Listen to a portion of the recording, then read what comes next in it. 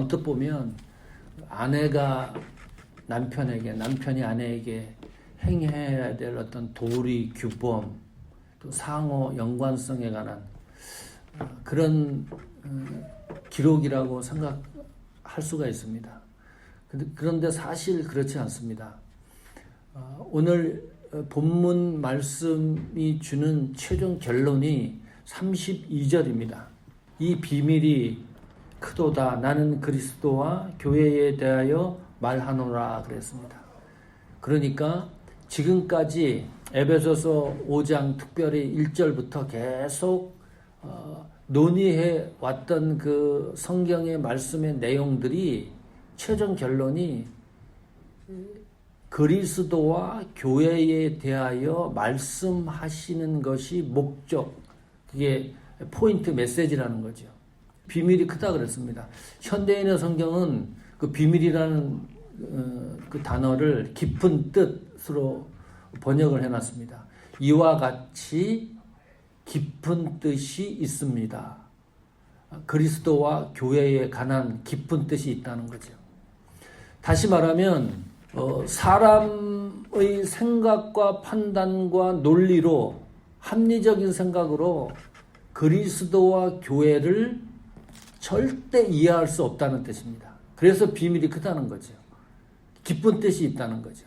사람의 자의적인 의식으로는 그리스도와 교회의 관계를 설명할 길이 없고 이해할 길이 없다. 그래서 아내와 남편, 남편과 아내에 대한 기록으로 그 사실을 성경이 설명하고자 하는 거죠. 두 주간에 걸쳐서 설교를 할 텐데 오늘은 아내가 남편에게 하는 그 규범에 대해서 살펴보려고 합니다. 그러면서 자연스럽게 그리스도와 교회의 관계를 늘 생각하셔야 됩니다. 22절입니다.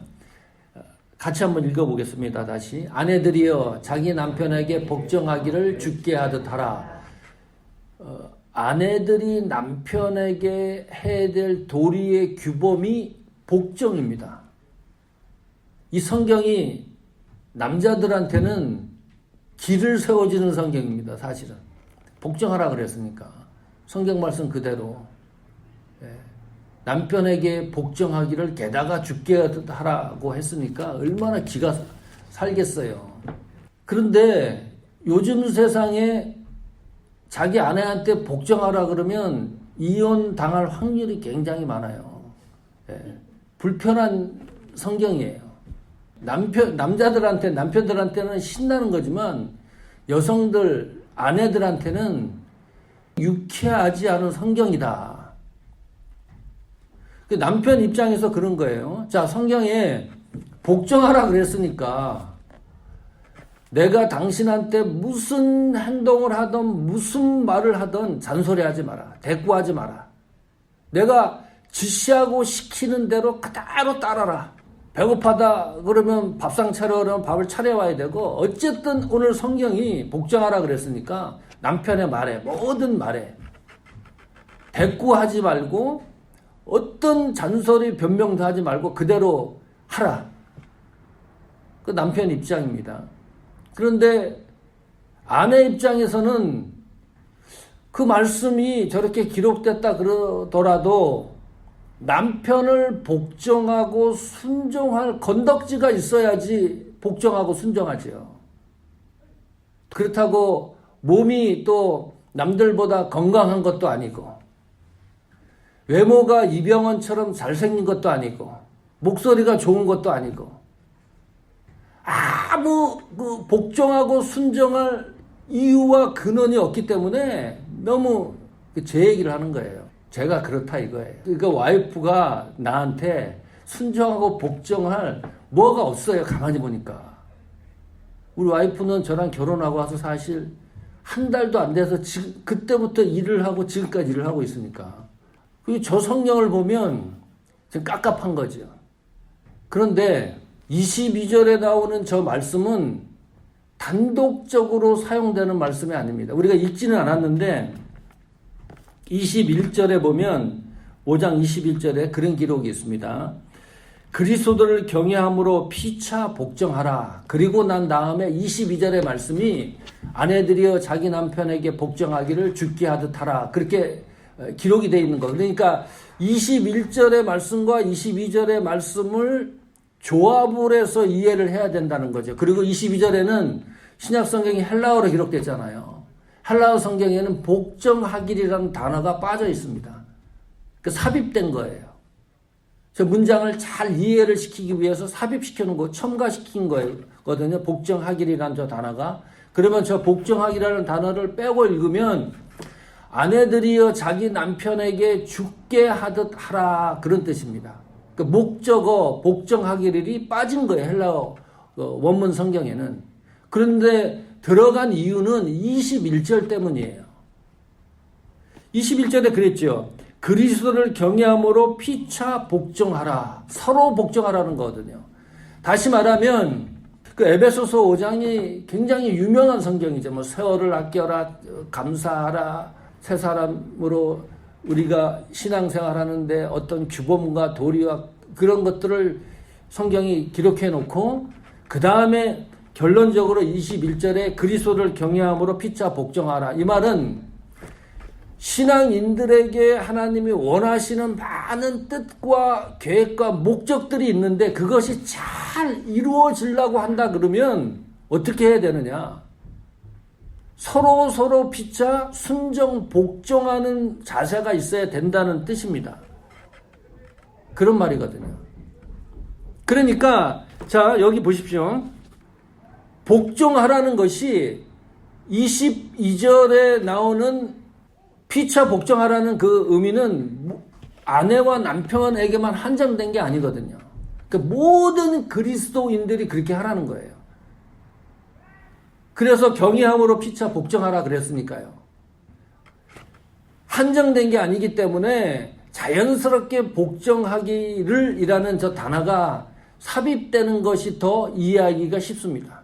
그래서 복종하기라는 단어가 들어간 거예요. 그러니까 어찌 보면 아내들이여 남편에게 복종하라는 말은 남편들에게도 하는 말과 같습니다. 남편들도 아내에게 순종하고 복종할 규범 의무가 있다는 뜻입니다.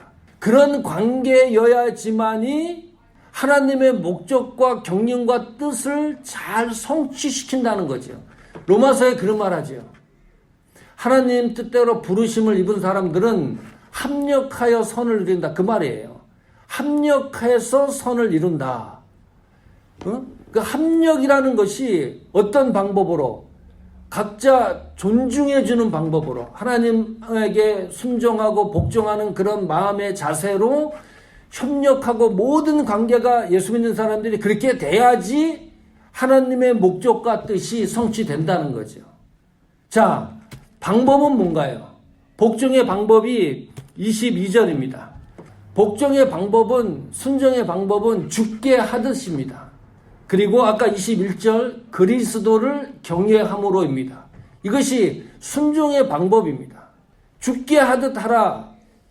다시 말하면 사람들을 대할 때, 또 아내를 대하든 남편을 대하든 예수 믿는 사람을 대하든 안 믿는 사람들을 대할 때 어떤 생각으로 대해야 하냐면 내 생각과 내 기준과 내 방식대로 사람들과 관계를 맺지 마라, 그런 뜻입니다.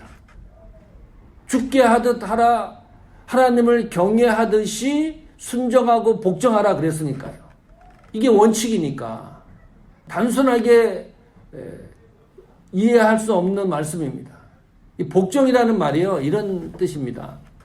언더, 영어로 언더인데 아래에서 복잡한 것들이 다 정리된다는 뜻입니다.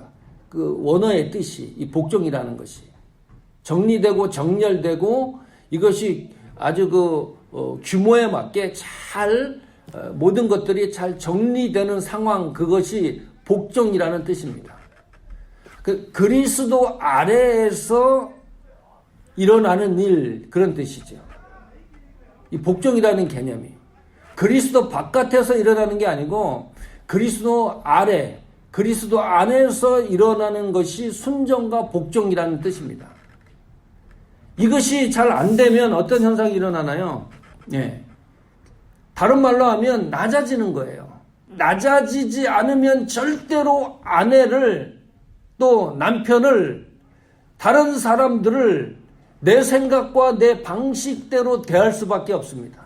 그러나 성경은 계속 말씀하기를 사람들을 대하던 하나님의 일이 일어나기 위해서는 내가 낮아져야 된다는 거예요.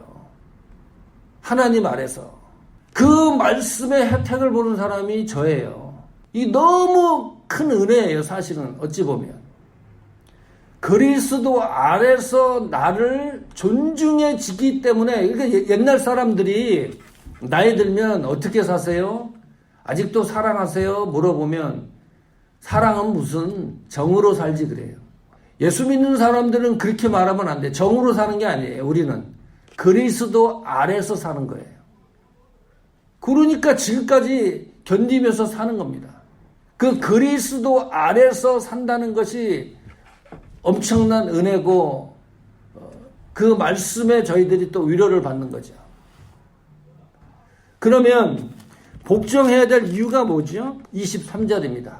같이 읽어보겠습니다. 이는 남편이 아내의 머리됨이 그리스도께서 교회의 머리됨과 같음이니 그가 친히 몸의 구주시니라 그랬습니다. 우리가 아내가 남편에게 복종 순종해야 될 이유가 남편이 아내의 머리가 되기 때문이고 또 그리스도가 교회의 머리가 되기 때문이다. 그 말씀이죠. 이것이 이제 연합인데 남편과 아내가 남편 1, 그 다음에 아내 1 더하면 2가 돼야 돼요. 그렇죠. 계산상으로. 그런데 저 성경대로 하면 남편 1 플러스 아내 1 하면 그대로 1이에요. 대신에 어떤 작품이 나왔냐면 남편도 아니고 아내도 아니에요. 이거 참 호러물 같은 어떤 영화 같은 신기한 것이 탄생을 했는데 사람은 사람인데 머리는 남자고 몸은 여자예요. 이해하실 수 있습니까? 또 저기 보세요. 그리스도께서 교회의 머리고 이 교회 같은데 그 위에 또 예수 그리스도가 머리라 그랬습니다. 참 그러니까 이 관계가 굉장히 신비한 관계입니다. 또 하나는 지금 뭐 여성 단체나 세계 그 상황 추세로 봐서 그 남자 여자의 그 평등을 주장하잖아요. 근데 저 성경은 아내가 남편의 머리가 된다고 하는 성경이 없습니다. 신비한 하나님의 말씀입니다. 그래서 그 이 비밀이 크다는 뜻과 같은 거예요. 왜냐하면 아내가 남편의 머리가 되려고 하는 것은 성경적이지 않다. 아내 되시는 분들한테 죄송하지만 그러면 그리스도께서 교회의 머리가 되지 않는 것과 같습니다. 그럼 어떤 현상이 일어나나요? 그리스도가 교회의 머리가 안 되면 어떤 현상이 일어나요? 교회가 타락을 하는 거죠. 교회가 힘들어져요. 교회의 머리가 그리스도인데 거기에다가 물질을 갖다 놔보세요. 거기에 목사님을 갖다 놔보세요. 장로님을 갖다 놔보세요. 돈을 갖다 놔보세요. 그 숫자를 또 건물을 갖다 놔보세요. 그 교회가 타락하고 힘들어지는 이유가 그리스도께서 교회의 머리 되심을 부정한다든지 그것을 다른 것으로 대체하기 때문입니다. 그러니까 주위에 보면 너무 힘든 일들이 너무 많아요. 남편이 아내의 머리가 된다. 그러니까 좀 길을 살려주십시오. 우리 아내 되시는 분들은 남편의 길을 좀 살려줬으면 좋겠고 하나님이 아담을 만들었죠. 하나님이 보시니까 아담 혼자 이거 뭐 세상 살아가기가 힘들다고 생각을 했는지 그래서 갈비뼈로 하와를 만들었어요. 하와를 만들고 하나님이 주례까지 다 하고 다 하신 거죠. 하나님이 또 증인이 된 거고 하나의 가정. 그러면서 돕는 배필이다.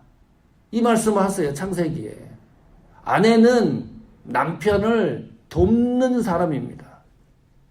물론 남편도 아내를 돕는 사람이지만 제가 지금까지 가만히 이제 세월이 더 가면 갈수록 아내가 내가 이렇게 구멍이 많은 사람인지 깜짝깜짝 놀라고 있어요, 지금.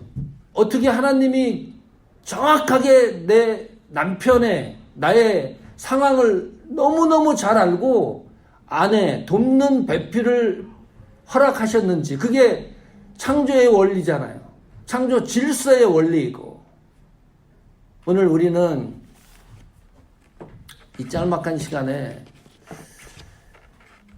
남편이 아내에게, 또 아내가 남편에게, 특히 오늘은 아내가 남편에게 하는 말씀을 통해서 그리스도와 교회를 생각을 했습니다. 하나님의 뜻이 성취되기 위해서는 그것이 아내건 남편이건 사람이건 예수 믿는 사람이건 관계없이 정말 낮은 자세에서 순종하는 그 협력하는 그 마음이 있으면 하나님이 우리 교회를 또 여러분 가정을 또 자녀들을 하나님 선한 뜻의 목적으로 성취시킬 것입니다. 그런 은혜가 있기를 간절히 축복합니다. 하나님의 통치권을 그리고 인정하자. 남편이 머리가 된다는 저 사실이 좀 찝찝하고 듣기 싫더라도 그리스도가 교회의 머리가 되는 것이 분명하다고 성경이 기록해 놨잖아요. 그래도 우리가 받아들이기 힘들더라도 하나님의 통치권의 질서를 우리가 인정하자. 좀 존중하자는 거죠.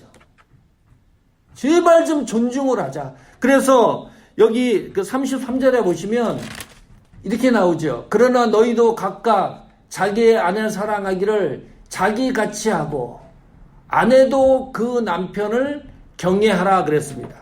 그러니까 하나님이 만들어 놓으신 통치의 권위와 하나님의 질서를 좀 존중하자.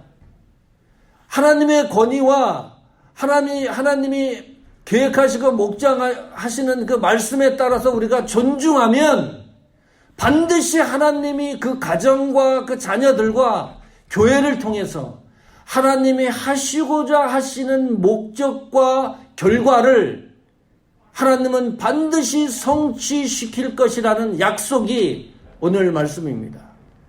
오늘 이 말씀이 여러분 생애 속에 결과로 넘치기를 간절히 축복합니다.